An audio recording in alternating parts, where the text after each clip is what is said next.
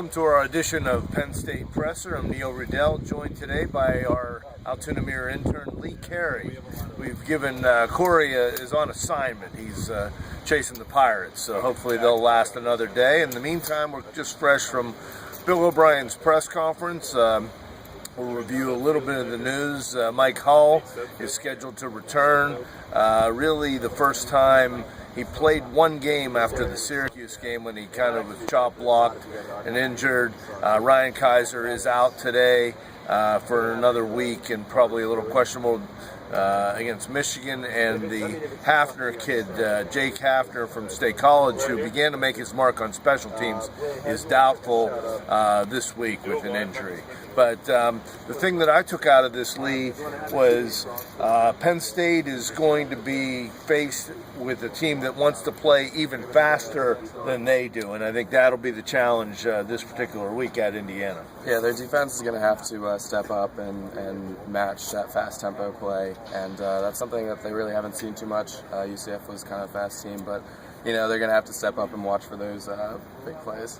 Yeah, of course, one way to control tempo is to establish the run game and maybe keep Indiana's offense off the field. Indiana historically is not real strong defensively, so Bill O'Brien alluded to seeing what kind of tempo they want to play Saturday. Yeah, and that two-back system that Indiana's working with is going to be hard for them, for the Penn State defense to contain. Houston and Coleman will be, a big threat. They're averaging, I believe, over 7 yards a carry. So, the defensive line, headed up by Daquan Jones, is really going to have to look for that and be able to contain those running backs. Yeah, now Penn State's secondary has been tested somewhat. Didn't come through with flying colors against Central Florida. This will be another test. You got to figure there's going to be a lot of points scored in this game. Yeah, Sudfeld has 11 touchdowns already, only 5 interceptions.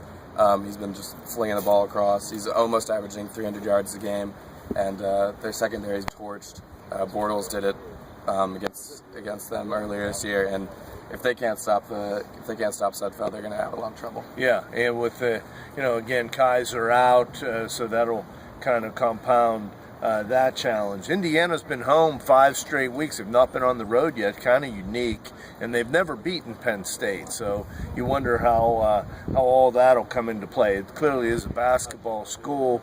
Typically, it's not, and they're 2-2, so it's typically not a place that really gets a lot of buzz for football. Yeah, they'll like to be at home again. That'll definitely help them. It was 14-10 or something close to that. So they'll like that. They'll like the home atmosphere for that.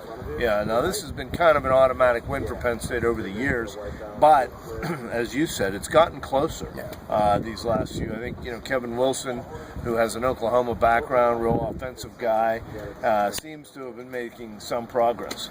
Yeah, they were blown out a little bit last year. I believe it was like 45-22, something to that effect. But they can play Penn State very closely, and their defenses kind of mirror each other. They're both giving up similar numbers, so we'll see how that ends up for them. Yeah, Penn State had an open date. Both teams had an open date last week. Bill O'Brien seemed pretty satisfied with what his team was able to accomplish. They're actually, this is unique. I mean, Joe spent years trying to get an open date. Now they have 2. Really, in the next 4 weeks, they have 2 open dates. They'll come back, play Michigan, and be open before they play Ohio State. So Bill O'Brien said that they kind of used that to work even a little bit harder last week in preparation, knowing that they only have 2 games over a course of a month. A lot of the players went home. O'Brien went to his son's Little League game in Lewistown, which he claimed lasted 4 hours. But it's kind of neat to see, that other side of him and being able to take part of a Saturday off and spend time with his family. Yeah, and that bye week it's crucial for them. He was saying that, you said earlier, they pushed them a little harder with another bye week coming up in 2 weeks. But he was saying that they really look forward to it, and they really utilized it. And like you said earlier, Hull is now Hull is healthy and expected to play, so they use that time to help some guys. Yeah, a couple other notes that came up in the press conference today that questions about 6 years of eligibility. Matt Lehman and Bill O'Brien said he felt that Matt Lehman, if he doesn't try to get another year here, he thought he had a chance to play at the next level based on his size and how well he had developed in the last year since really getting a lot of opportunity last year. And Brad Bars, Bill O'Brien wasn't sure whether he would try to get another year, but just a couple notes that came up. You have a prediction, Lee, on the game? I'll go Penn State 35-17. Okay, pretty decisive. Yeah. Okay, I went low on the nitwits because I'm trying to be the nitwit of the week. That's a tough job. I haven't been all year. I picked Penn State 35, like you. There you go. 27. I think it'll be a little bit more of a shootout. So Lee, thank you for joining us here on the Penn State Presser, and Matt Erb from Blue White Illustrated being our videographer today, showing off his versatility. I'm Neil Riddell. We'll see you next week.